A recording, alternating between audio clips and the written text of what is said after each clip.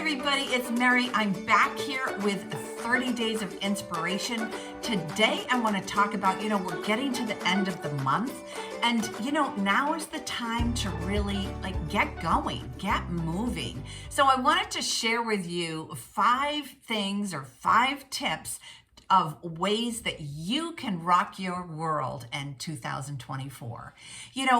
We got to prepare. The 2024 is already here. And although maybe you have a dream, maybe you have a plan, but sometimes we get derailed. Sometimes stuff happens, and yet again, we sit back on the sidelines of life. So I want to give you 5 tips of things to do. Is where does your dream life take you? In your mind's eye, where are you going? And more importantly, where are you growing? So dreams require us to do something different. Dreams require us to be something different.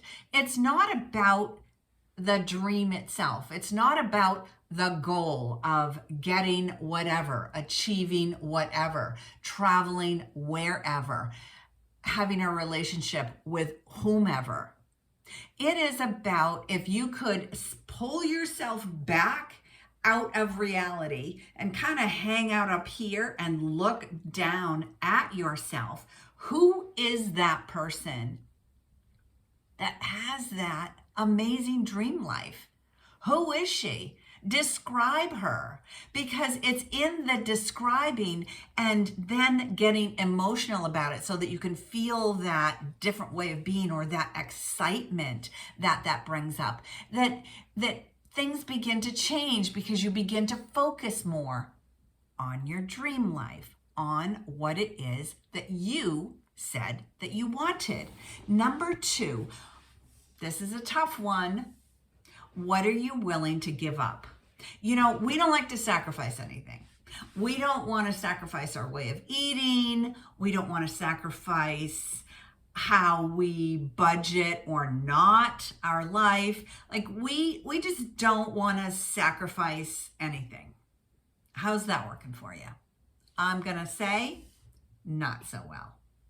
Instead of looking at sacrifice, what are you willing to give up? And by that, I mean, it doesn't have to be something that you're giving up. I mean, it could be someone, but it doesn't have to be something that you're giving up. Unless, of course, you need to get over some allergies or some food issues and you really need to give up dairy products, for instance, or you need to give up sugar for health reasons. I'm not talking about that stuff. I'm talking about, what about you do you need to leave behind? What about you, for instance, if I had a hat on right now, if I had this hat on, what about me do I need to leave behind? Oh, let's see, being critical of somebody. Maybe it's somebody that's close to me, or maybe it's a relationship that I had. Maybe, what do I need to leave behind about that? Because in reality, if I'm being critical or judgmental of somebody else, I'm actually giving them my power, because they're taking up so much of my brain space that, they're actually costing me money just harboring resentment about them. So really, why do it? What about you do you need to leave behind? The way that you do something, it could be whether it's at work or if you're a business owner, if you're an entrepreneur, then what about you do you need to give up in order to move forward? A lot of times we keep doing the same things over and over again, expecting different results, saying that this is the way it's going to be done. This is the way it's going to be done. Well, again, how is that working for you? Let's take a look at this stuff. Be more kind and gentle to yourself. What do you have to leave behind? That is up to you. Reflect on your life. Number 3, reflect on your life. We've got the good, the bad, and the ugly.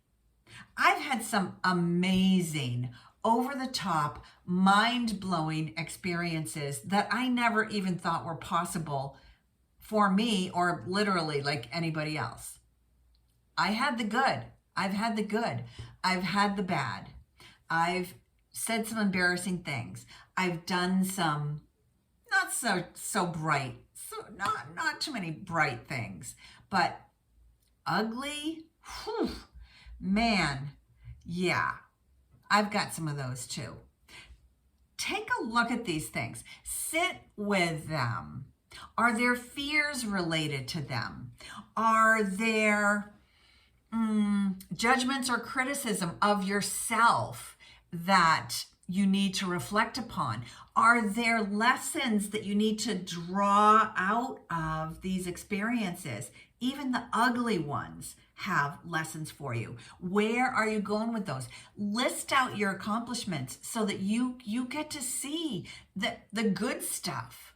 Because I'll tell you, even if you don't think you did anything good in the past 6 months, year, I'm going to beg to differ. And I'll be happy to get on a phone call with you if you can't come up with at least one thing that wasn't an accomplishment for you. Because I know 100% that simply is not true. Anyway, moving on. Number 4. This is something that I don't think that we give enough time to, and that is practicing forgiveness. And usually when I say the word forgiveness, people immediately think about, oh, I've got to forgive others. I've got to forgive that person for hurting me. I've got to forgive that person for saying that thing that they did about me or doing that thing to me. Listen, that's all well and good, but until you start forgiving yourself for some of the things that you've done in your life, not living up to your goals, not doing what you said that you were going to do, until you begin forgiving yourself, there really isn't any way that you can significantly begin to forgiving others, which leads to loving yourself. I said this the other day. The first person you've got to love is yourself. It's unless you trust yourself, there's no way that you're going to trust somebody else. So once I begin to forgive myself for some of the things that I have done in my life, some of the things that I have done that other people have done to me, unless I start forgiving, I'm not going to trust myself fully, because I'm always going to wonder if that can happen again, if I'll be in that situation again. I'll always have that little bit of fear sitting on my shoulders, or that little person talking in my ear, don't go there, don't go there, don't go there. When if I'm trusting myself that I've done the work, I can walk through my life with more ease and grace. Build upon your past. Number 5. This is a great, quick exercise. That is building upon your past. Now, as I said just a few minutes ago, is I know that there is at least one accomplishment, something good that you did in the past 6 months or year. I know that to be true. You can argue with me on that all day long. I'm happy to get on a phone call so that you can self-discover that one thing that you actually did accomplish in 2023. But I know that if you do this work, that's not going to be necessary. However, I'm going to leave it open to you. Do a timeline exercise, which is take your age and divide it by 3. So, say for instance, I was 60. I'm not, but just say 60. You're going to divide it by 3. So I'm going to do 1 to 20 for one for one age group, 21 to 40, and 41 to 60.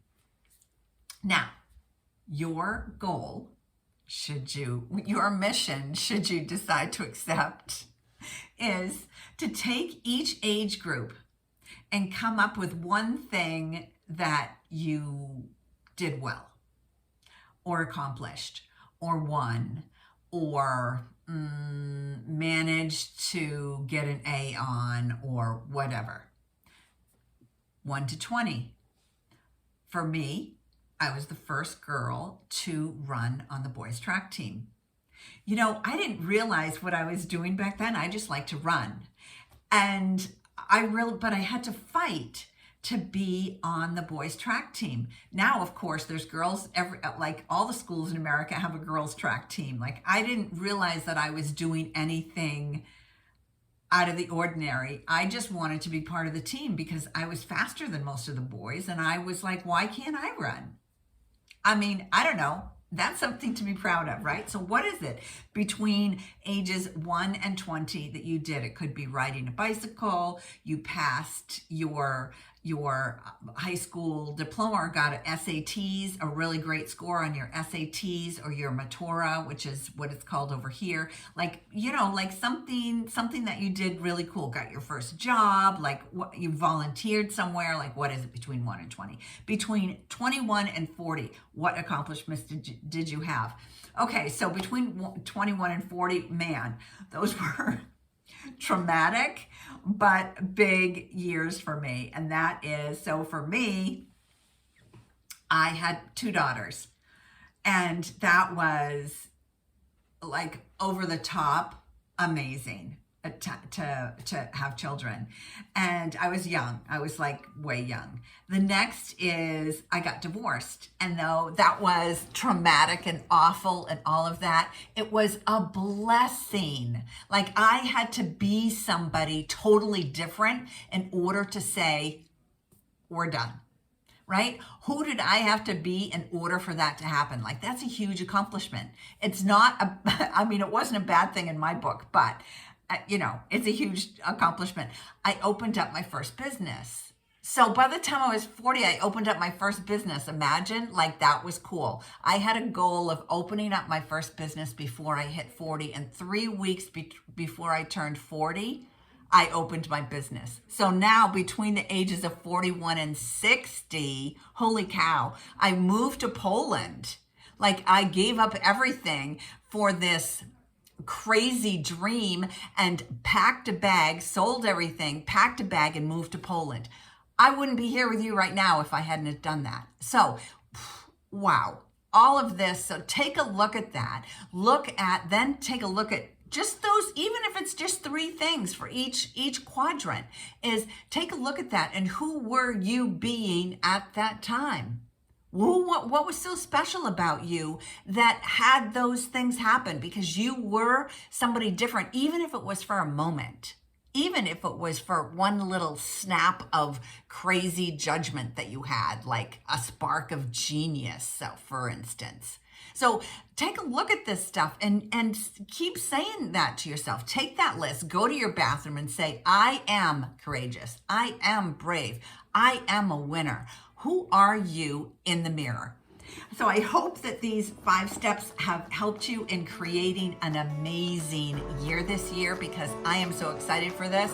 I can't tell you, I was ready to get over last year.